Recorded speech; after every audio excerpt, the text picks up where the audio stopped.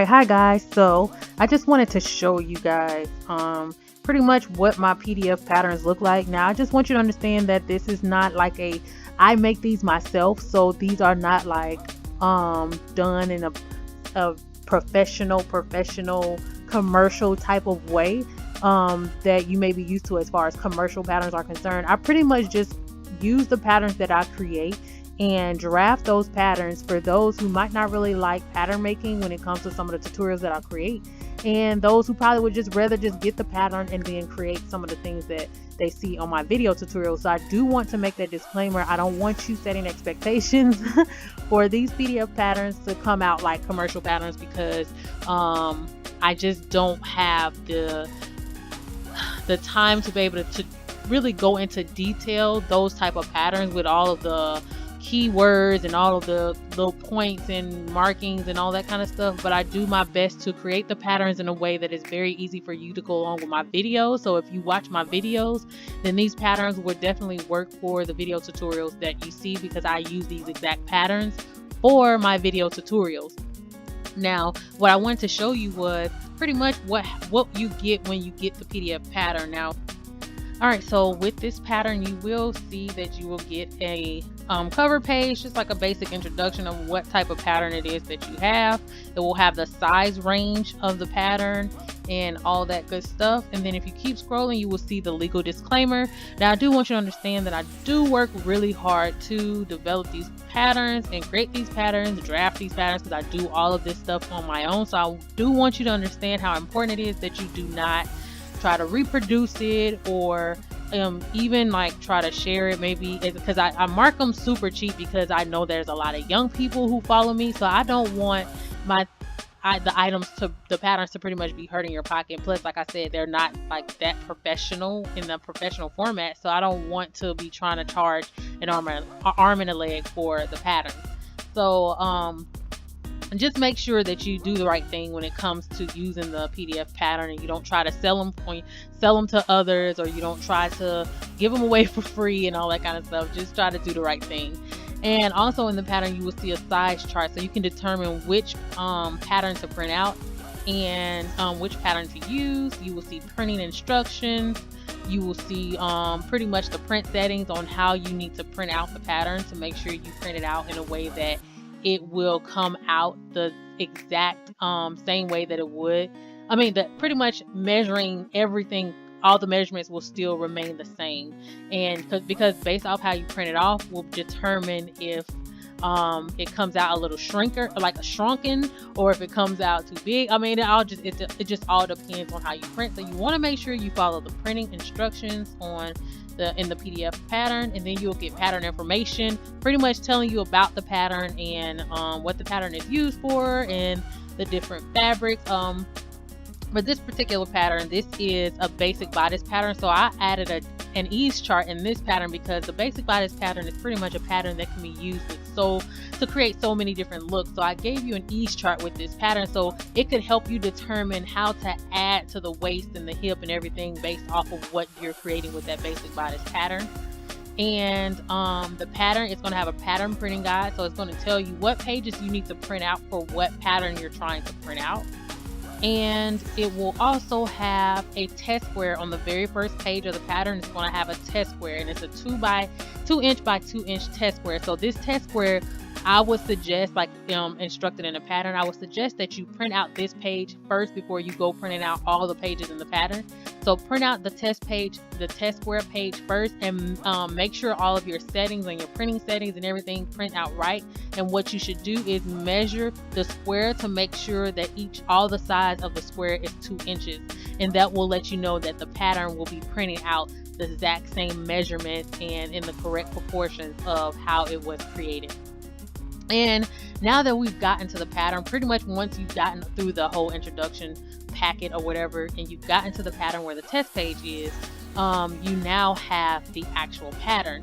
Now, the difference between my pattern and my PDF patterns and the commercial patterns is, yes, you will see the different lines and everything to show you the different sizes, but I have a layer format in this pattern to where you can actually here it is here, you can actually highlight whatever layer that you want to cut out. So say if I'm a size 6 and I want to only print out a size 6 pattern, I will uncheck all of the other sizes. As you can see, as I unchecked all of the other sizes, it left me with just the size 6 pattern. So with every part of the pattern, only a size 6 will print out. So that will save you the headache of trying to determine where to cut and trying to follow the lines and all that kind of stuff. So you will be able to cut out the exact size that you want and not really go through that extra headache of trying to figure out which size you're cutting out with all the lines that's on the pattern.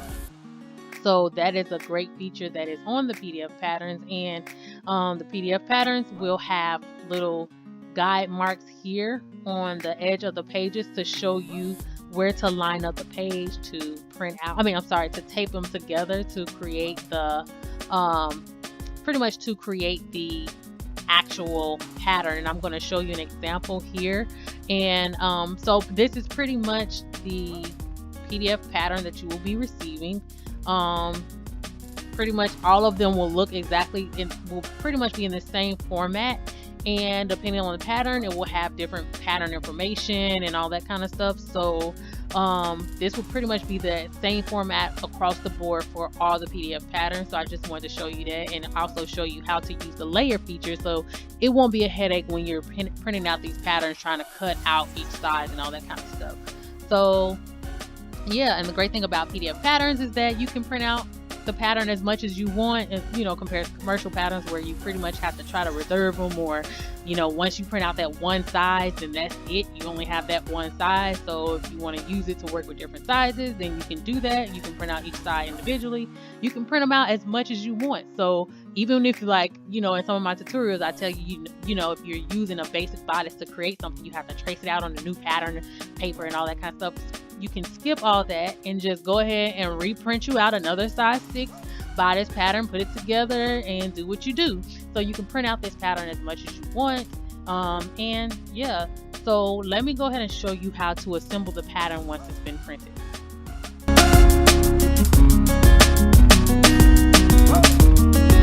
Before we get into the assembly of the pattern, I want to go ahead and show you how to print it. Now what I'm going to do is I'm going to print out a size 6. Let me go to the pattern printing guide. So say if I wanted to just print out the sleeve portion of the bodice, or maybe the front and the back, then I will only put in the page number. So we have page 30 to 35. So I have size 6 selected, and make sure you always keep your copyright selected, because the copyright is pretty much where the guide points on the paper will be to help you assemble it. So always keep that copyright highlighted. Never touch the info packet and the copyright. Just never touch those two items. You don't have to print out the info packet. You can always skip past those pages and just go to the page, the pattern printing guide, and print out only the pages that you need. So that's how you do that. If you don't want to print out the info packet, just go ahead and print out only the pages that you need by going to the pattern printing guide. So I'm going to be printing out size 6, and I'll print out pages 30 through 35.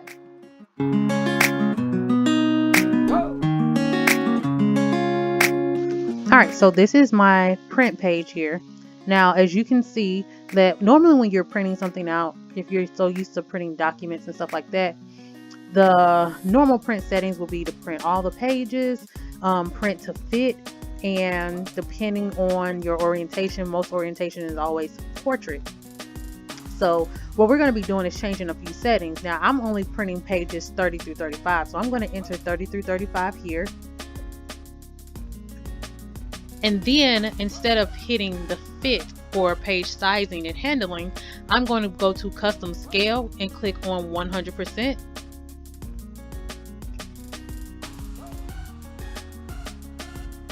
Alright, and then you want to always keep your orientation at portrait. Always keep your orientation at portrait. And if you have a printer, which I don't have a printer that allows borderless printing, but you can go to your page setup. My printer automatically sets 1-inch margin. Most printers do that, but some higher, like some most recent brands or types of printers, like the more pretty much the newer ones, they have the option of doing borderless printing, and I don't have that option on my computer, but I will still be able to assemble the patterns as if I had borderless printing, and I'm going to show you how to do that once I show you how to actually assemble the patterns. So I was just wanting to let some people know who may have a newer model of a printer. Maybe you can check and see if your printer offers borderless printing. You can choose that option, and as you can see that if we look over here on the print preview area, you see where it cuts off right here and also at the top of the page. But on the right side and on the bottom, you have the full, pretty much the full paper or the full page.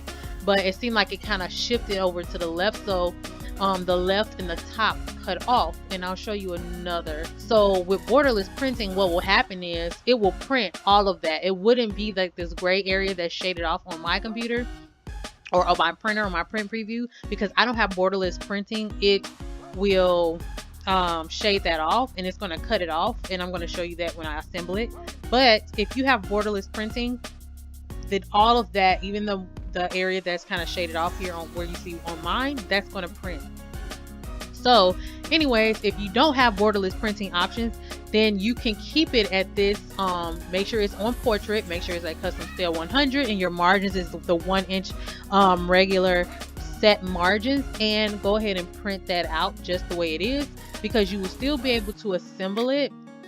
You will still be able to assemble it as if you did have borderless printing. You won't have to do any cutting or none of that stuff. It's going to be really, really easy to assemble. So yeah, so let's go ahead and review our settings. Our settings will be to print the pages that we want. So go to pages to print, go ahead and print the pages, the specific pages that you want, by putting in the range, and then go to your page sizing and handling, and make sure you always choose custom scale 100%, because we want it to be exactly the proportions of how it was created. And portrait, we always want to use the orientation portrait, and always keep our margins at the 1 inch normal margins. And like I said, if you have borderless printing, you can choose borderless printing. If you don't, it's not a panic kind of thing. You would still be able to assemble it just as if you had the borderless printing. So then all you have to do is just print the documents, and then once you print them out, then you can assemble them.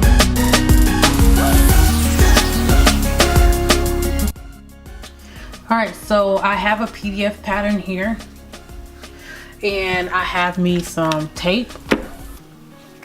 So now I'm going to show you how to assemble it. Now remember when I said that you want to make sure you print out the test page before you print out any other page. So print out the test page alone first, and then you want to test, ouch, crap, sorry. You want to test that test page, and make sure it is a 2 by 2 square. So make sure it measures 2 inches all around, 2 inches, 2 inches, 2 inches, and 2 inches. All right. So now, as you can see, for this pattern here, you see how like it showed on my printing settings how it was cut off here and here. Now as you can see, remember I said that's not going to affect how you assemble your pattern. So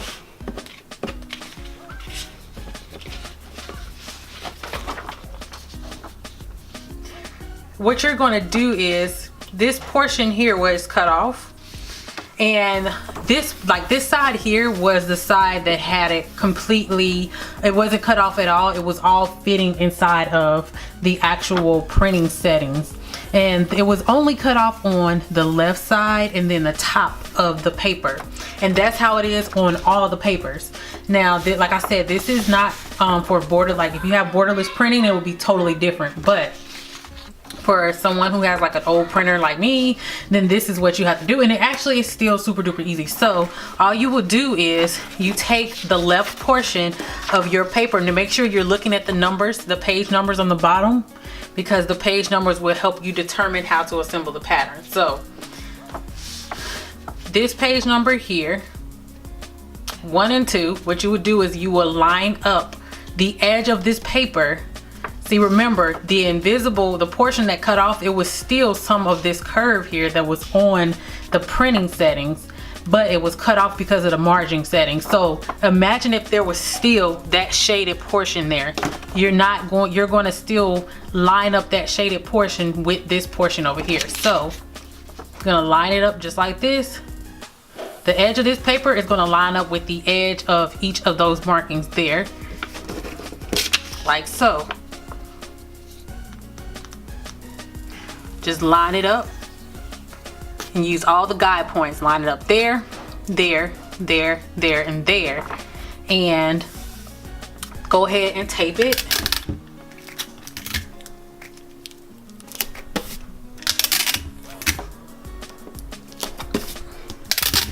This is just like this isn't the sleeve, this is like a random one that I already had. Now attaching the bottom, when you get to the bottom, you're going to do the same thing you did for the side.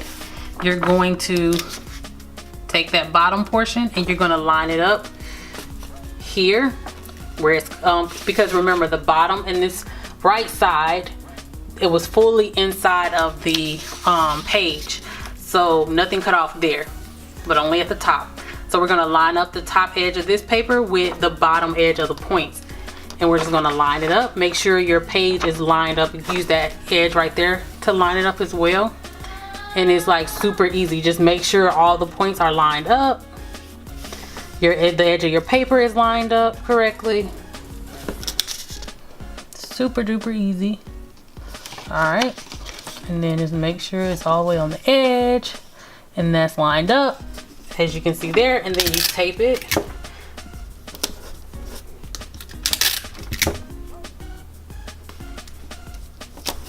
And you tape it like so.